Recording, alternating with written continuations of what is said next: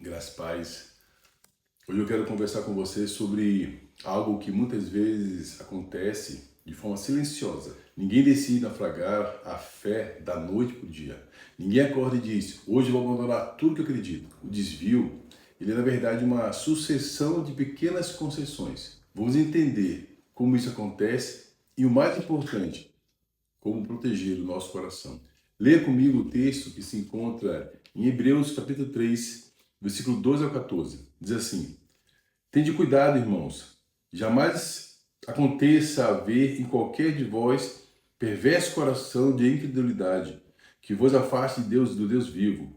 Pelo contrário, exortai-vos mutuamente cada dia, durante o tempo que se chama hoje, a fim de que nenhum de vós seja endurecido pelo engano do pecado, porque nós temos tornado participante de Cristo. E se de fato guardamos firmes até o fim a confiança de que desde o princípio tivemos. Para entender o que Deus quer nos dizer, nós precisamos olhar para quem recebeu essa carta primeiro.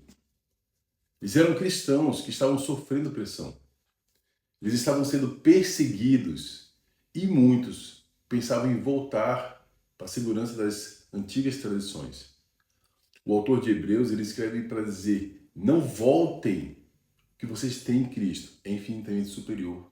O texto começa com um alerta. Tende cuidado, irmãos. Jamais aconteça haver em qualquer de vós perverso coração de incredulidade que vos afaste do Deus vivo.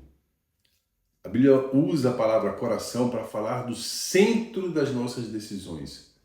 O desvio ele não começa nos pés, para onde nós vamos, mas na nossa mente e nos nossos desejos. Quando a Bíblia fala de incredulidade, ela não está falando apenas de um ateu que diz que Deus não existe.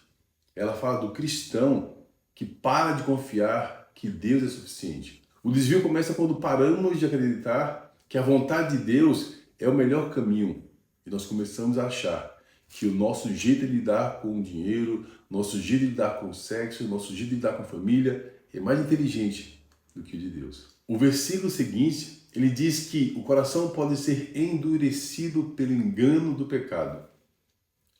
Presta atenção nessa palavra. Engano. O pecado ele nunca se apresenta como ele realmente é. Ele não chega dizendo, vim destruir sua família e tirar sua paz. Ele chega como uma solução rápida, um alívio para o estresse, uma vantagem justa. O pecado ele funciona como uma anestesia e ele endurece o coração aos poucos. Primeiro você deixa de sentir o desconforto com algo que está errado. E depois você começa a justificar esse erro. E por fim você se torna indiferente à voz de Deus.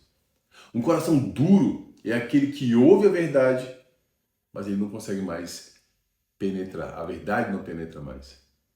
O engano do pecado hoje entra pelos olhos através das telas. O desvio começa quando você passa horas consumindo conteúdos que ridicularizam a fé, que promovem a ganância ou então que normalizam a imoralidade. E apenas 10 minutos lendo a Bíblia. Como corrigir isso?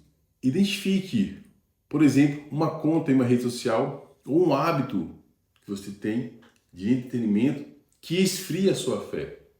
Aplique a regra da substituição. Para cada 30 minutos de tela, se dedique 10 minutos em uma leitura bíblica profunda ou no seu plano de leitura devocional. Aqui está a parte mais prática desse texto. Pelo contrário, exortai-vos mutuamente cada dia durante o tempo que se chama hoje, a fim de que nenhum de vós seja endurecido pelo engano do pecado. Em outras versões, ele vai estar encorajem-se uns aos outros todos os dias. Deus sabe que nós não conseguimos caminhar sozinhos. O desvio ele acontece quase sempre no isolamento. Quando alguém começa a se afastar da igreja, a não querer mais conversar sobre as coisas de Deus, essa pessoa está se tornando um alvo fácil. Nós precisamos de pessoas que tenham a liberdade de chegar para nós e dizer, meu amigo, eu percebi que você mudou, tá tudo bem?